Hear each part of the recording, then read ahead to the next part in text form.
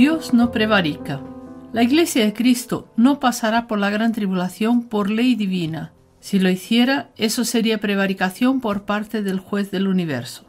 Vamos a hablar sobre la verdad. La palabra de Dios es indiscutiblemente la verdad sobre la cual se sostiene todo el universo.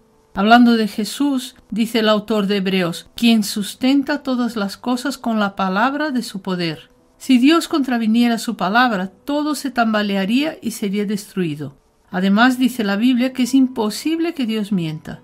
Hay una cantidad enorme de textos que nos muestran que Dios cela por el cumplimiento escrupuloso de todo lo que dijo en su palabra. Jesús mismo lo dice claramente en Lucas 16:17. Más fácil es que pase el cielo y la tierra que se frustre una tilde de la ley. Veamos la condición para salvación y vida eterna. Dios estableció en su palabra, porque de tal manera amó Dios al mundo que ha dado a su Hijo unigénito para que todo aquel que en él cree no se pierda, mas tenga vida eterna.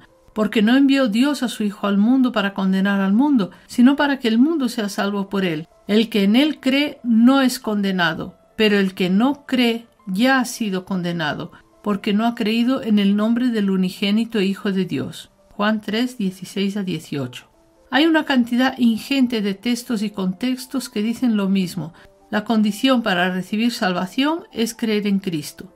Creer conlleva arrepentirse, obedecer, ser realmente una nueva criatura, etc.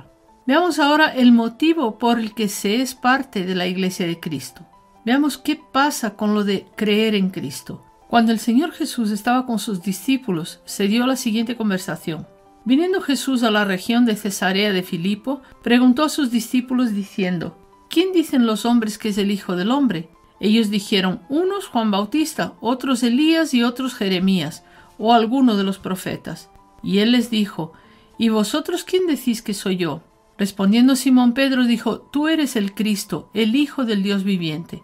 Entonces le respondió Jesús, bienaventurado eres Simón, hijo de Jonás, porque no te lo reveló carne ni sangre, sino mi Padre que está en los cielos. Y yo también te digo, que tú eres Pedro, y sobre esta roca edificaré mi iglesia, y las puertas del Hades no prevalecerán contra ella. Eso está en Mateo 16:13-18. Este es el único pasaje en el que el Señor Jesús hace alusión a su iglesia mientras estaba en la tierra. Acordémonos que Jesús vino para los suyos, y que se enfocó en enseñar a los discípulos que eran totalmente judíos. En este episodio les estaba diciendo que fundaría su iglesia y en qué se fundamentaría, aunque ellos no lo entendieron en ese momento, sino que en el Concilio de Jerusalén 20 años después fue que empezaron a darse cuenta de quiénes componían la iglesia, los que habían creído, ya fueran judíos o gentiles. Volvamos a la conversación. El Señor Jesús les pregunta quién se dice que es el Hijo del Hombre y luego quién ellos piensan que es. Cuando Pedro le contesta, tú eres el Cristo, el Hijo del Dios viviente, está manifestando la revelación del meollo de aquello en lo que se fundamenta la Iglesia de Cristo, que es la creencia de que el Señor Jesús es el Mesías prometido y que es el Hijo del Dios viviente. Es decir, Dios bajado a la tierra para redención de los hombres. Jesús entonces le contesta que eso es una revelación del Espíritu Santo y que esa es la roca donde fundamentaría su iglesia. O dicho de otra forma, la roca donde se fundamenta la iglesia de Cristo es la creencia de que Jesús es el Mesías y el Hijo del Dios viviente, es decir, Dios bajado del cielo para redención del ser humano.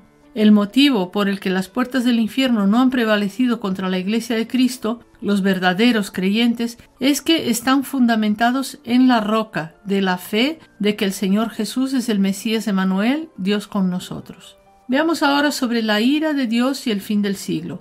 Consideremos el tema del día del Señor, que es lo mismo que el día de la ira de Jehová, la ira del Cordero, el fin del siglo, etc. Apocalipsis relata 21 juicios que caerán sobre los que no creyeron. En el capítulo 6, de 15 a 17, tenemos un resumen muy revelador sobre en qué consiste ese derramar de la ira.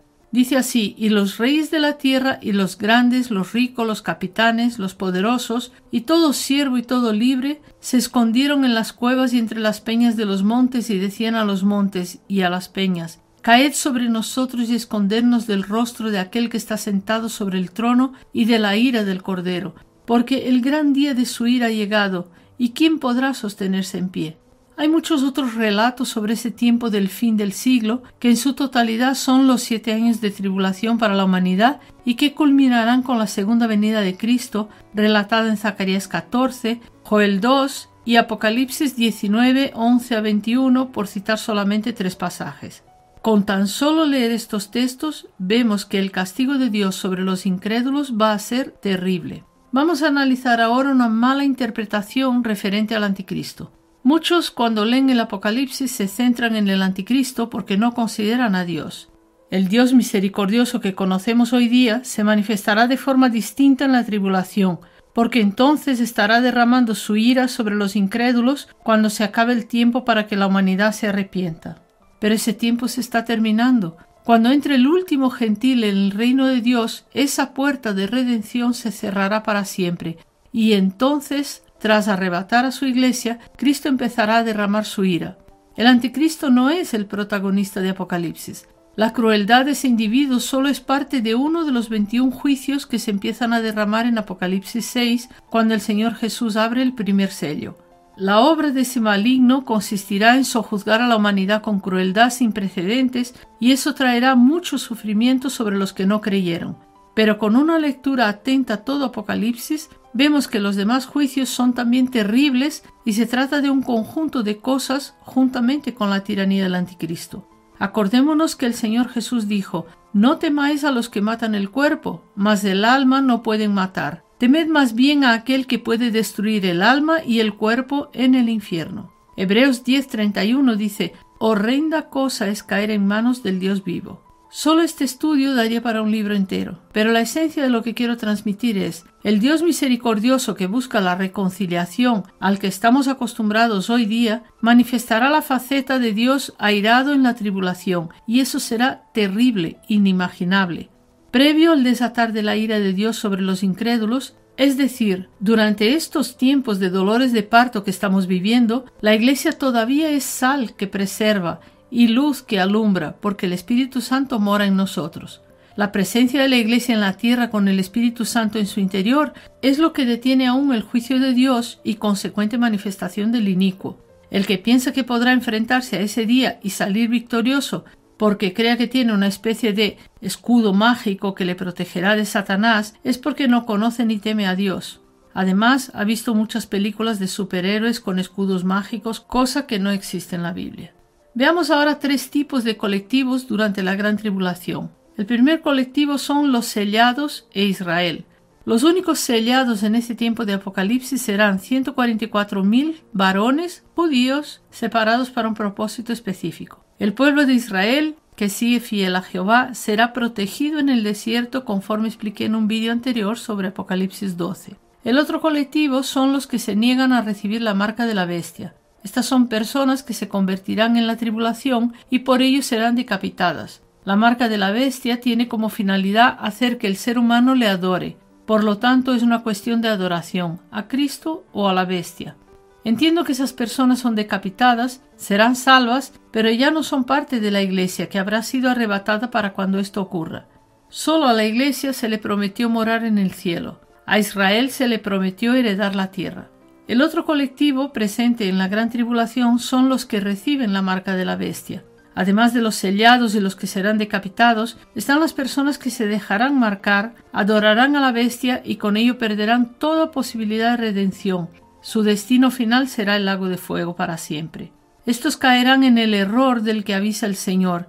Dice así en Lucas 9:24: «Porque todo el que quiera salvar su vida la perderá, y todo el que pierda su vida por causa de mí, éste se salvará». Al recibir la marca de la bestia y adorarla, esa persona tal vez consiga tener un hueco en esa sociedad totalmente sojuzgada a la tiranía del anticristo, por un tiempo. Pero habrá perdido toda su libertad, incluso la de pensar y decidir. Por ello no podrá ser rescatada. Aunque si bien por un tiempo viva cierta tranquilidad, por otro, la ira de Dios, que es horrenda, estará cayendo sobre la humanidad y esta persona estará a merced de ella. Es decir, el pacto con Satanás la podrá proteger en cierta manera del sistema tiránico por muy poco tiempo, pero no la protegerá de la ira de Dios, que es infinitamente peor. Os animo a leer con atención Apocalipsis y pensar qué será el que una persona se ponga la marca de la bestia para que el gobierno no le robe la casa, pero que le caiga un granizo de fuego y la queme con su hijo dentro. ¿De qué le valió entregar su alma a Satanás recibiendo la marca de la bestia y con ello conservar su casa? ¿Qué sufrirán aquellos a los que les salgan pústulas virulentas a causa del litio y otros elementos contenidos en la marca? Dice así Apocalipsis 9:6: En aquellos días los hombres buscarán la muerte, pero no la hallarán, y ansiarán morir, pero la muerte huirá de ellos. Vamos ahora a ver quién es el objeto de la ira de Dios. En Apocalipsis 11:18 leemos sobre una situación que se da en el cielo, donde el Cordero está siendo adorado y se dice: Se airaron las naciones, y tu ira ha venido, y el tiempo de juzgar a los muertos y de dar galardón a tus siervos los profetas, a los santos y a los que temen tu nombre, a los pequeños y a los grandes, y de destruir a los que destruyen la tierra. Es decir, los que destruyen la tierra son un colectivo que sufrirá la ira del Cordero y será destruido. El otro colectivo será los que adoren a la bestia. Dice así Apocalipsis 19:20: Y la bestia fue apresada, y con ella el falso profeta que había hecho delante de ella señales con las cuales había engañado a todos los que recibieron la marca de la bestia y habían adorado su imagen. Estos dos fueron lanzados vivos dentro de un lago de fuego que arde con azufre. Y el tercer ángel los siguió diciendo a gran voz: Si alguno adora a la bestia y a su imagen y recibe la marca en su frente o en su mano, él también beberá del vino de la ira de Dios que ha sido vaciado puro en el cáliz de su ira, y será atormentado con fuego y azufre delante de los santos ángeles y del Cordero, y el humo de su tormento sube por los siglos de los siglos, y no tienen reposo de día ni de noche los que adoran a la bestia y a su imagen, ni nadie que reciba la marca de su nombre. Eso está en Apocalipsis 9:11. Veamos ahora cómo decide un juez la sentencia a dictar, porque estamos hablando de que Dios no prevarica. Un juez no puede dictar la sentencia que se le antoje. Si lo hace, está prevaricando, y es un delito tan grave que conlleva su expulsión de la carrera judicial para siempre, además de otras consecuencias según la gravedad de la sentencia dictada injustamente. Por lo tanto, los jueces tienen que estudiar la ley a fondo y a la hora de juzgar deben considerar los hechos a la luz de lo que dice la ley que es delito, y luego considerar qué castigo se aplica a ese delito según la ley. No es lo mismo que una persona se salte una verja para robar unas setas en una propiedad privada que el que una persona asesine a alguien. Veamos ahora la ley por la que juzga Dios. Además de juez, Dios fue quien legisló. En el caso que nos ocupa, Dios estableció que el que cree en Cristo no es condenado, mas el que no cree ya está condenado. En Juan 3:36 dice: El que cree en el Hijo tiene vida eterna, pero el que rehúsa creer en el Hijo no verá la vida, sino que la ira de Dios está sobre él. Por lo tanto, la persona elige si creer o no, y según lo que elige así será su sentencia. Por ahora, si bien la ira de Dios ya está sobre los que no creen, el juez no ha decretado que se ejecute. Eso será lo que pasará durante los 7 años de la gran tribulación sobre todos los que no han creído y tienen sobre sí la ira de Dios. Luego vendrá también el lago de fuego para siempre. Algunos hablan de que la iglesia será probada. Veamos cuál es la prueba de la iglesia. En estos tiempos de dolores de parto está ocurriendo una tremenda criba en medio de aquellos que dicen ser Iglesia de Cristo. Muchos han caminado años y años con la Biblia debajo del brazo, han acudido fielmente a reuniones de congregaciones, han diezmado, etc. Es decir, han cumplido fielmente con su concepto religioso de lo que es la Iglesia, entre comillas, de Cristo, según ellos. Pero no han cuidado el meollo de lo que es fundamental para ser realmente Iglesia de Cristo, que es creer que Jesús es el Mesías prometido y Dios hecho hombre. No se dan cuenta que su fe está siendo probada ahora, antes del arrebatamiento. Esas personas se alteran muchísimo cuando se dice que el arrebatamiento es inminente a día de hoy. Luego, de forma muchas veces agresiva, dicen que la iglesia tiene que ser purificada y por eso pasará por la tribulación. Algunos hasta dicen que la iglesia beberá de la copa amarga que bebió Cristo. ¿Por qué no creen esas personas? Evidentemente esas personas, 1. Tienen miedo a que haya llegado el momento de verse cara a cara con su Creador porque se sienten sucias por el pecado. 2. Piensan que por sufrir mucho ganarán la salvación. 3. Piensan que por quedarse un tiempo más en la tierra se purificarán cuando no lo han sabido o podido hacer por sí mismos en años. 4. Piensan que por sus capacidades vencerán al anticristo, sin considerar la ira de Dios, que es a quien realmente deberían temer. En esencia, esa gente no cree que el sacrificio de Cristo en la cruz fue consumado y que es suficiente para borrar todos nuestros pecados. Creen que todavía tienen que añadir su sufrimiento al del Señor en la cruz y que con ello serán realmente salvos, poniendo su sufrimiento por encima del que padeció Cristo en la cruz. En resumidas cuentas, son religiosos, incrédulos, que confían más en sí mismos que en Cristo. Eso es el objeto de la ira de Dios que será derramada durante la gran tribulación. Veamos ahora en qué consiste el poder engañoso. Hay un versículo terrible. Dice así Pablo en 2 Tesalonicenses, hablando del inicuo que surgirá.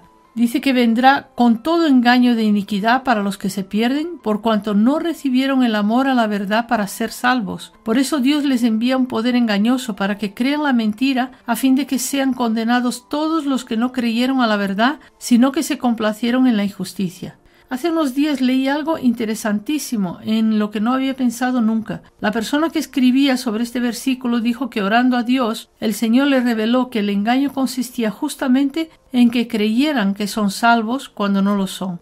Enmarcándolo en lo que hemos dicho anteriormente, me parece algo totalmente coherente. Veamos ahora el arrebatamiento de la Iglesia antes del derramar de la ira. Por todo lo expuesto, podemos concluir que 1. Somos Iglesia quienes creemos realmente que Jesús es el Mesías, Dios con nosotros, que vino a pagar por nuestros pecados y consumó la obra redentora en la cruz. 2. La ira de Dios está sobre los que no creen. 3. Por lo tanto, la ira de Dios nunca será derramada sobre los que hemos creído. 4. Si la tribulación consiste en derramar la ira de Dios sobre los incrédulos, entonces Dios como juez estaría prevaricando si derramara su ira sobre la Iglesia, los que hemos creído. Por eso la Iglesia será arrebatada para encontrarse con el Señor Jesús en el aire antes de que el Cordero empiece a derramar su ira sobre los incrédulos. Así se dará cumplimiento a su promesa a la novia descrita en Juan 14, 2, 3.